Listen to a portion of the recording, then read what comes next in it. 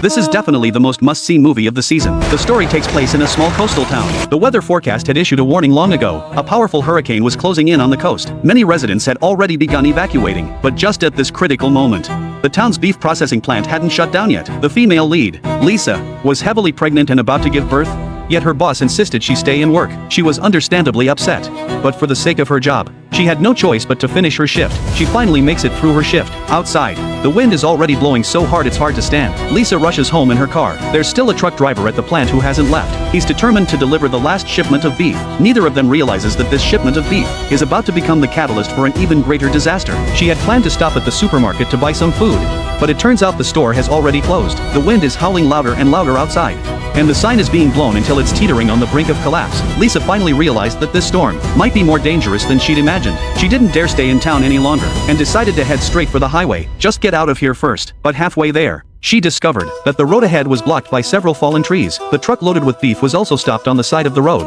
and the driver was pacing anxiously, since this was the main road out of town.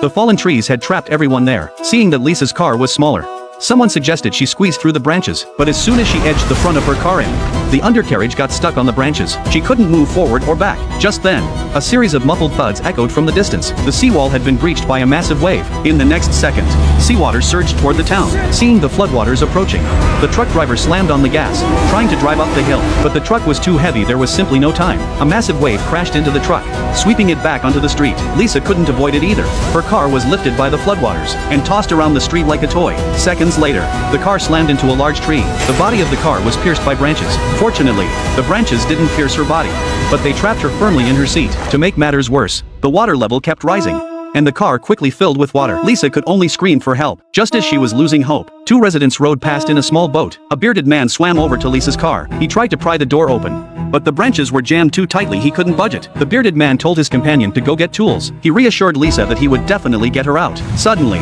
his companion let out a blood-curdling scream. An entire arm was missing. Before the bearded man could react, a girl suddenly shouted at them, telling them to get out of the water immediately. It turned out there were sharks in the floodwaters. The bearded man turned to climb back into the boat, but it was too late. A dark shadow flashed underwater, and he was dragged into the water. Lisa was so terrified she was shaking all over. Meanwhile, the truck driver woke up from his unconscious state. He was trapped inside the wrecked cab. He kicked the door with all his might, and finally managed to kick it open. But before he could crawl out, a shark lunged out of the water. The driver quickly became the shark's lunch. The small town descended into chaos as floodwaters poured into the houses. Meanwhile, the sharks rode the storm surge into town. They caught the scent of beef and blood. They swam around, treating the area as their hunting ground. The girl who had just warned everyone was named Kayla. She was on the second floor, since her house was flooding.